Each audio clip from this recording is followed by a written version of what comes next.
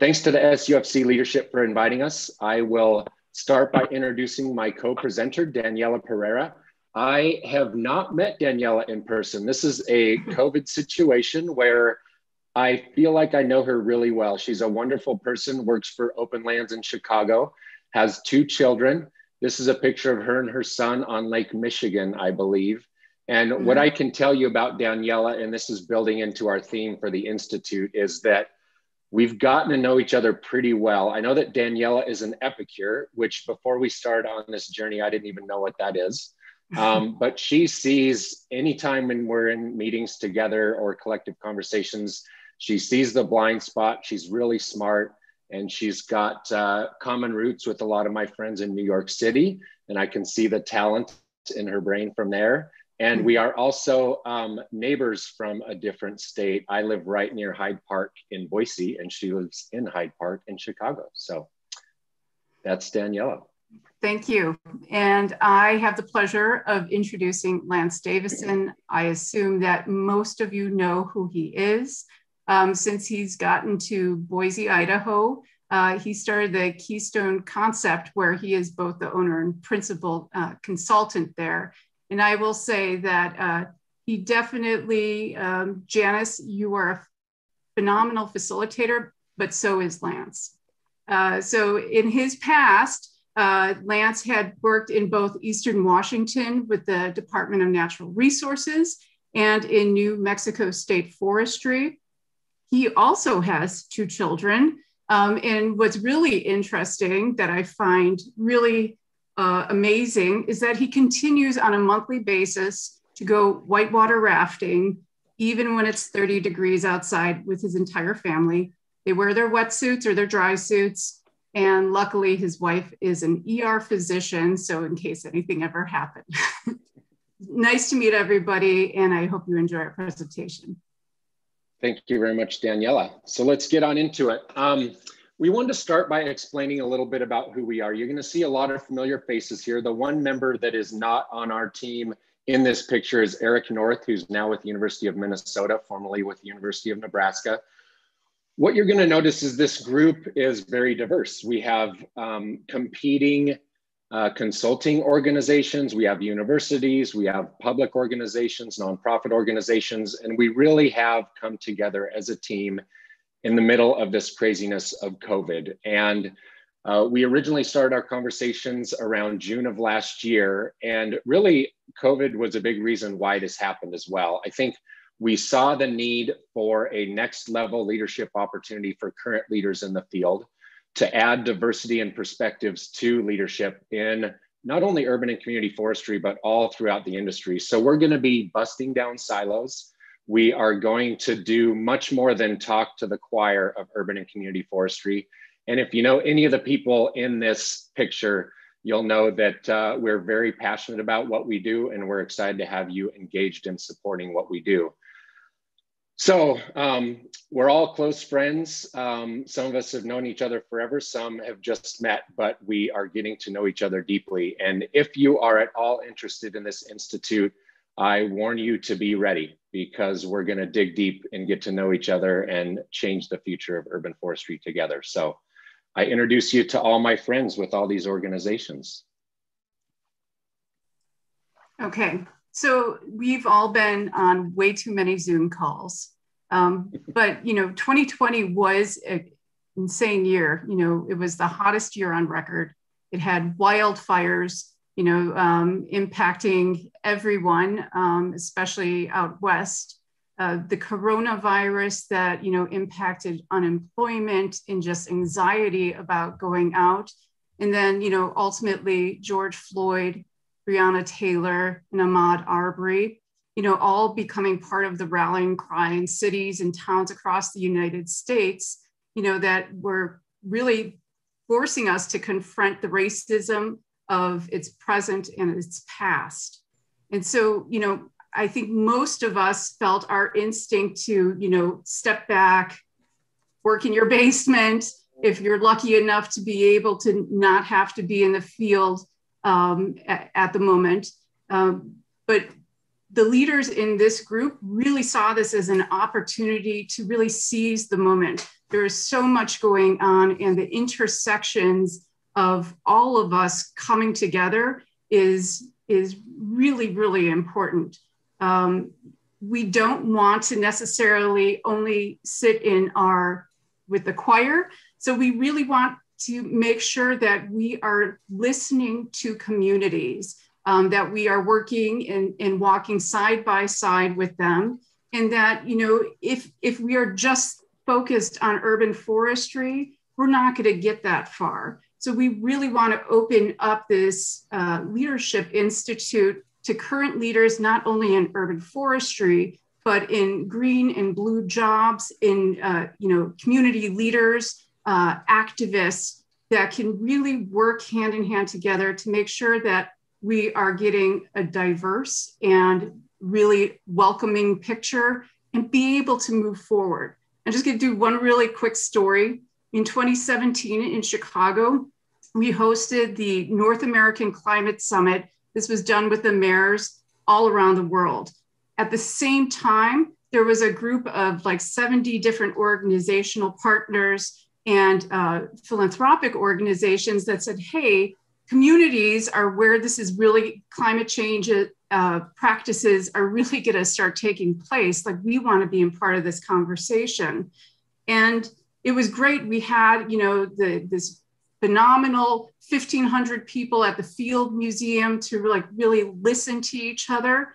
6 months later, it all fell apart, just nothing really moved forward. And I think this is really the moment now to be innovative, to make sure that we can move forward, but we can't move forward just as an industry ourselves. We need to do it together. Wonderful. Thank you, Daniella. So a little bit about our mission, values, and vision. We are looking at growing what we're calling next level leaders, people that are currently leading in your industry. And like Daniella said, whether that's a leader in your community, a leader in your company, a leader in our industry all together, and focused on nature-based solutions in our cities and our open space areas. There are a few values that when we first got together, we talked about. One is shared leadership. We're all, as a group of steering committee members, very busy. None of us need extra work. And so you'll notice throughout the work that we do that we're always helping each other. One friend and colleague lives in Texas, and they had their walls bursting with frozen pipes in the last week. So some of us had to pick up their work and help make that happen. So it's very important, and that will bleed and grow through our work with our cohorts as well. Diversity is very important to us. We're very intentional about having diversity in ethnicities, diversity in genders, and diversity in opinions and experience on our leadership team, but also throughout our cohort. And then we're also really focused on this being a transformational experience. Throughout our curriculum, we're going to talk about individual and look at you as an individual. We're going to look at you and your role in your organization, and then your role in your community, so that together we can kind of transform the way we think about things to work and grow into the future. And to harken back to, if you were on the Partners in Community Forestry Conference a few months ago, the shared journey that Dan Lamb talked about, that was his big theme. And this is really our very intentional shared journey that we created as a small group, and now you get to all be a part of, helping bridge those, build bridges across those gaps and build a more resilient future together. So we're excited about doing that with you. So the format of this, our intention is to have applications out at some point later this year.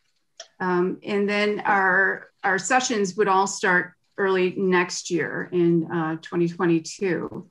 The format of it, because we can't do it all in person, is to have the cohort come in, be able to do some of the sessions online, either with pre-recorded things, also live webinars and potential like coaching groups. And then we hope to have this group meet up possibly in Idaho the first time, and be able to have the sessions together.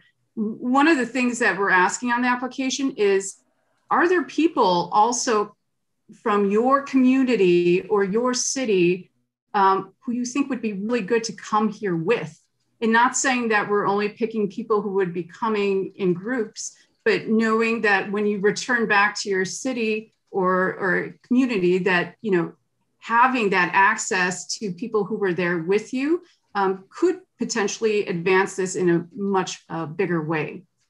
So like Lance did mention, the model is like, where is the individual leadership that you have yourself? What supports do you need? How do you make sure that people understand who you are and where you want to go next? But then also, what does your leadership look like in your organization? How can we develop that piece and make sure that your organization is successful in really thinking in this same sort of mode of bridging and working together to advance changes? And then lastly, in community, you know, sometimes when we go into communities, we're not from the community. We don't necessarily look like people from the community. And so I think there's a really strong connection to how do we find the leaders in community and then make sure that we could support them in what they want to do. So those are really the outcomes of how the training will be for leaders in this. And take it away, Lance. Thank you, Daniela. So a quick look at our calendar year. Like I said, we started discussions around mid-year last year in the middle of COVID. It's really a big part of what started this. We've been meeting monthly. We have 3 separate groups, a cohort group, a curriculum group, and a logistics group that are led by each members of our party. And so we're meeting. We're going to be releasing our recruitment for our first cohort in spring, summer of this year. And then as Daniela mentioned, an 8-week institute, a lot of virtual sessions. We really hope we can be in person, but just like anything, we got to be able to pivot if we can't, but we know that it's going to go off and go off well. And then the goal is to continue annual cohorts every year doing these kind of leadership opportunities. And Daniela, and I think we just have a few minutes left. So this is how we want you to make sure that you're going to engage with us and give us some feedback. You know, we do want to inspire and bring as many people to this Leadership Institute as possible. So help us either spread the word, join a curriculum focus group where you can help us make sure that the curriculum we have is really going to advance things. And then who did we not contact? What other connections do you have that we can make this a more holistic cohort for this first time? We are looking for sponsorship. We're happy to have those conversations. And we have, on our next slide, we're going to be able to show you how to get in touch with us and engage with us. Perfect. Thank you very much, Daniela. And we do really want, this is unique because we're not giving you a polished product. And that's why when SUFC invited Collaborators, we were excited because we're in the middle of forming this right now.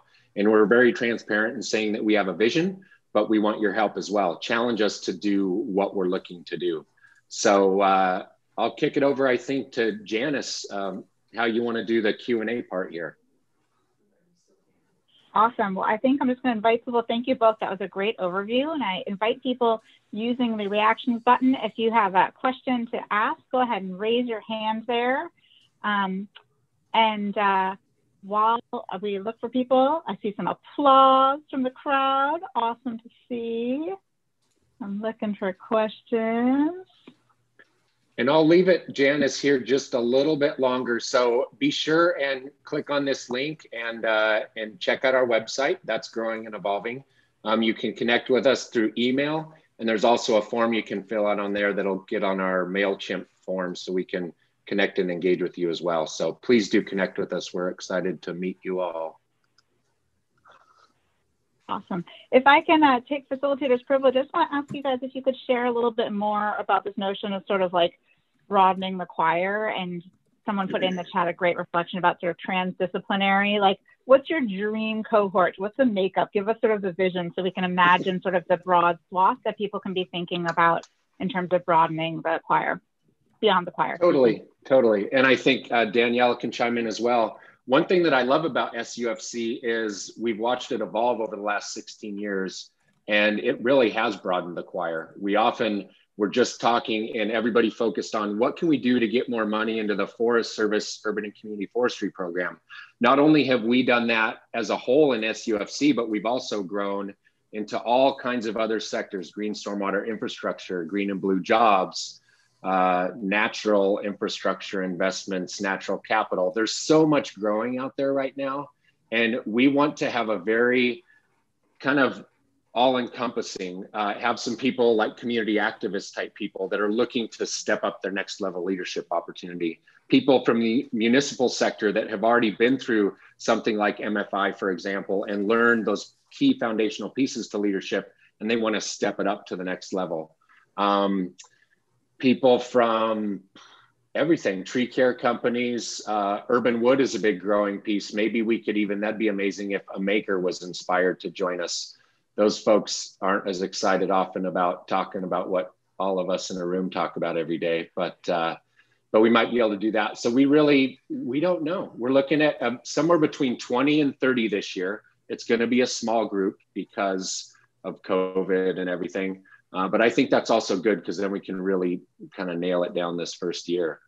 What I missed, Daniela, as far as any other? I would just add, and you did great. Green infrastructure, engineers, I'm thinking about like green schoolyards, people who focus on design, really to be holistic in the thoughts. And then, even a lot of leaders in environmental justice communities. So, we're also making sure that we're not pushing too much on people and that we are meeting them where they are. And the intersections are really, really important.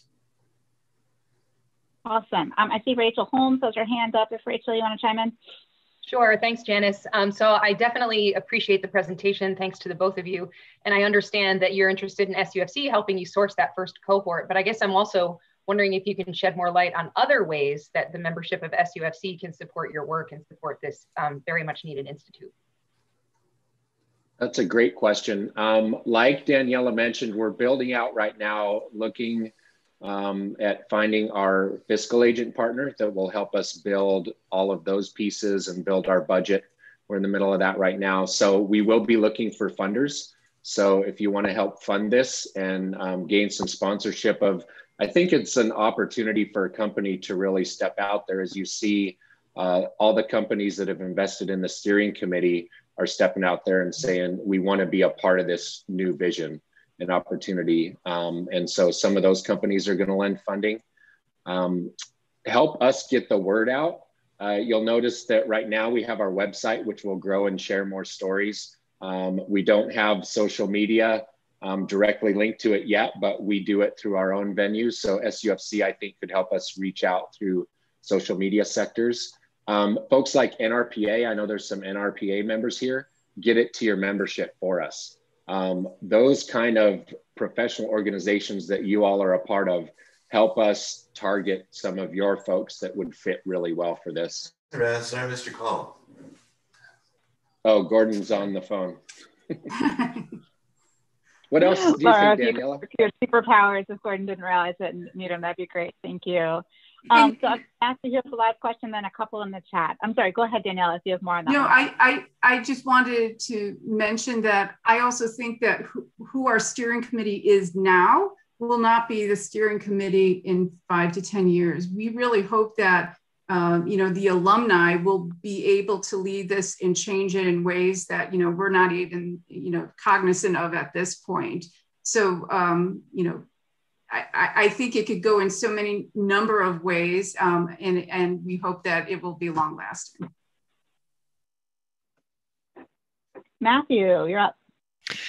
Yeah, so you'd mentioned a lot of the curriculum for technical skill development, like engineering and design. Have you also thought about incorporating some more soft skills, like communication, facilitation, some of the outreach, effective outreach, education? Because I feel like a lot of those things get overlooked or glossed over as you start talking about getting people trained up on some of the technical and scientific skill sets. I think that's a great question, Matt, and it helps us couch what we really are doing. We're focusing more on those quote unquote soft skills, those critical skills to advance leadership. And so I might call on Paul Reese, who is our curriculum lead and on the call, to answer a little bit about that foundation and curriculum, because we are not going to be talking about technical skills of engineering and design. We want the people that are doing engineering and design and they're in a leadership role to join, but we're not talking technical. So Paul, do you mind sharing some curriculum? Yes, thanks, Lance. Oh, sorry, Paul, Janice. There's a question in the chat, and I wonder if you could answer both. There's also a question in the chat that someone would love to hear Erica at the Forest Service more about the invitation to help shape their curriculum. So if you can address both those, that would be wonderful. Thank you. I could do that, Janice. Yes, thank you. The answer to your question, Matthew, is as Lance indicated, this is not a technical skill set we're talking about. We're talking about personal leadership. We're talking about understanding other people. We're talking about enhancing your listening skills. We're talking about building stakeholders. We're talking about enhancing diversity, equity, and inclusion. We're looking at this model of personal, organizational, and community. It's a three-dimensional model of those three domains of where we're looking to help people move their leadership to the next level. And one thing I'm not sure Lance mentioned, but the idea behind this is that people will already have been to some leadership workshop or course prior to coming to this. So this is designed to take people who've already had some leadership and move them up. And Erica, in the answer to your question is, we are going to be soliciting a focus group to test drive our curriculum. We have the 12 of us are working on the curriculum. We have the curriculum themes already identified. We're now working on developing learning objectives and outlines for every single presentation. But we'd like to have a diverse focus group of people who may be cohort members, but may not be cohort members, may just be interested in what we're doing. And we'd like to kind of test drive the curriculum on a focus group. So that's what we're developing. Thank you, Paul.